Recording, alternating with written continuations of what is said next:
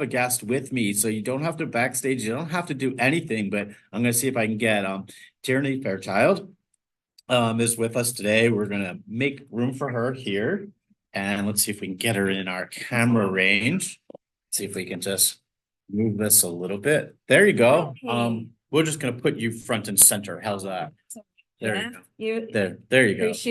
Appreciate being here today. Awesome. Can you introduce yourself? Sure. I'm Tierney Fairchild. I am the co-founder and executive director of a nonprofit called Resilience Education.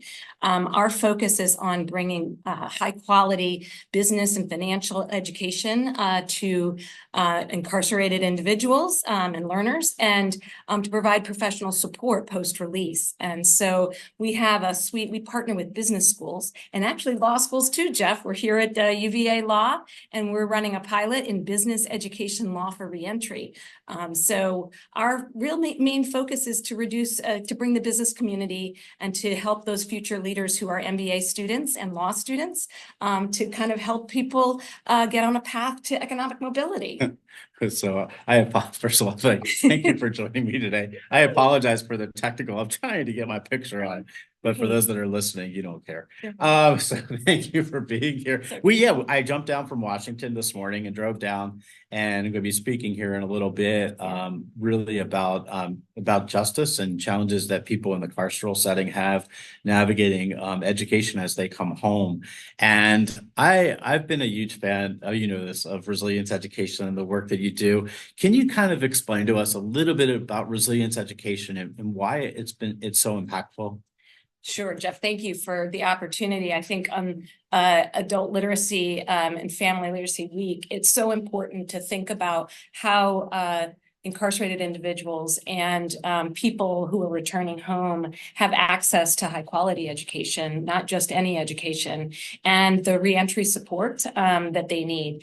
About a dozen years ago, the dean of the business school here at UVA at Darden received a letter from an incarcerated man asking for business education and help with his business plan because he didn't think he could get a job post release because of his felony conviction. And we know that that's such a big issue in the community. And that letter was given to my husband, who's a professor of strategy and entrepreneurship. And, he answered that letter, starting a program with 4 of his MBA students in a men's facility down about an hour south of here. I got involved the next year because the women's facility said, this is great. Why aren't you doing it here? I love it. And so then we had 10 MBA students. I can tell you here with our partnership with Darden, we have 67 MBA students teaching 3 different facilities, 3 different classes. We've got law students now involved. We partner with Wharton. We partner with Columbia at Sing Sing. And we've actually we're going to other business schools as well. But importantly, we're really trying to build an allied community, right? Our MBA students are the instructors. So we're trying to level set with people who are incarcerated to understand they can have dreams. They can expect more from themselves and a career. And that's really where our post-release community comes in. About 4 years ago, I realized we left something on the table. You talk about this a lot. Maybe we need to do digital literacy in your case. In our case, it was, well, people are out in the business world. Why aren't they still helping? Why can't we build a professional network? And why can't we build the professional capital? Get more upskilling, get access to those jobs, get access to the networks that, as one person that donates to us says, successful people. So that's where we've started. That's where we're headed. And, our work like yours is growing, and we love the partnership that, I think we share the idea that students, whether it's university students or professional students, can really make a difference in this space. I love it. So those that know me know that I work in the world of incarceration, both behind the walls and as people come home, we work with individuals, try to get them smarter and into a career pathway. We have over 1.2 million people incarcerated in our country, and tragically, many of them, about 2/3, will find their way back inside the walls within 3 to 5 years. And what we spend on our carceral systems is about $20 billion. And as I always say, you put it in perspective, we spend $20 billion, but we fail 2/3 of the time. And in my humble belief that one of the solutions is education. It's getting people smarter, giving them the tools in their toolbox so they can be successful. And resilient education really does that. They really help build that confidence to give people an idea that there is a pathway for them going forward and there's opportunity out there. What do you see from your perspective as the biggest challenges facing adult learners that have been incarcerated or are currently behind the walls? Well, I think you hit the nail on the head when you said confidence. I think that thinking about, I like to say resilience, it's not just what we teach, which is business, entrepreneurship, financial education. It's how we teach. How we teach is through the case method, through Socratic teaching. And that process is really a dynamic environment where we're asking people what they think. It's probably the only time, and we hear this from our incarcerated learners, the only time in their day when someone asks them what they think. And so we've done some research and we know that we're building the confidence and we're building that confidence by these MBA students who have a range of backgrounds. So you're getting exposure to the professional community, not just one professor, which no offense to professors, because I love them. I'm married to one, but when you have a group of people and you're building that, I think that confidence is the challenge, is coming out and being able to both advocate for yourself, to have knowledge, and to ask for help when you need it. Yeah, so I think the three words that people that are going through our criminal legal systems have the biggest challenge with are, I don't know, and yes, I can. Yeah. And if we can get them thinking to ask the right questions, then that's half the battle for them understanding that they can do it, they can conquer it. You have a captive audience. It's Adult Education Family Literacy Week. What message should we be giving legislators on Capitol Hill? I think that the investment in education, we know for incarcerated individuals, if you invest $1, you return 5. So that should a return on investment that makes a lot of sense. We also know here in Virginia, and when we started in this space, and again, our role is to try to bring the business community and business schools and law schools into this work. I think we need to build awareness and understand that the cost of incarceration approximates the cost of tuition here at UVA.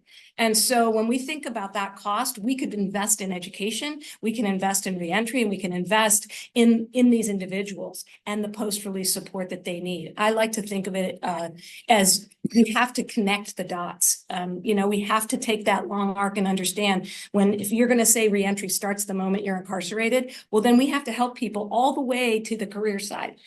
And that's, I just want to say, since I do have a captive audience, that's where if anybody is interested in, we have a resilient professional community that any person who's a returning citizen or returning individual can join. And all they have to do is be motivated, and we're here with mentorship and other allied support to help them. Yeah, I really have been a huge fan of the work that you do. And, we catch up at COABE conferences and thank you for the support of COABE as well. They sponsor this podcast and, they're doing great work across the country, but in large parts because they've just gotten the best and brightest and they surrounded them in partnership. And that's really Resilience Education that is doing that.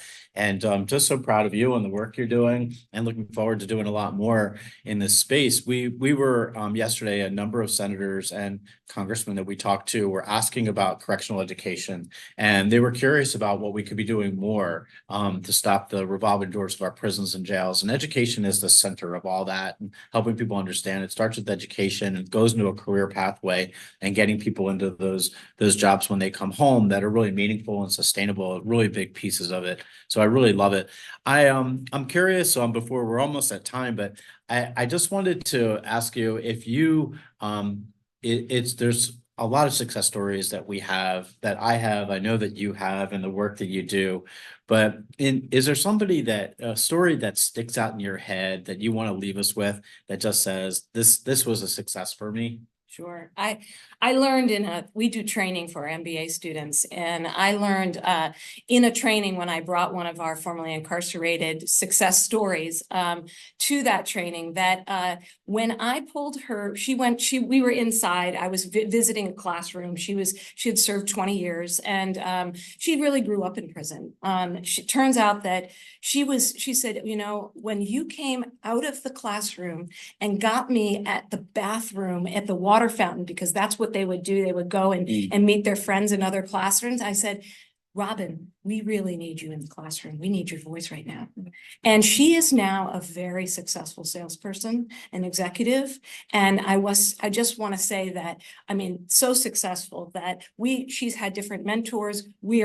She's helping us build a resilient professional community. She leads our community advisory board. And I think that those kinds of success stories where you believe in yourself and you can get the help that you need and reach out, that's really what we're about. Awesome. Tierney Fairchild, thank you so much for being with us. Resilience Education.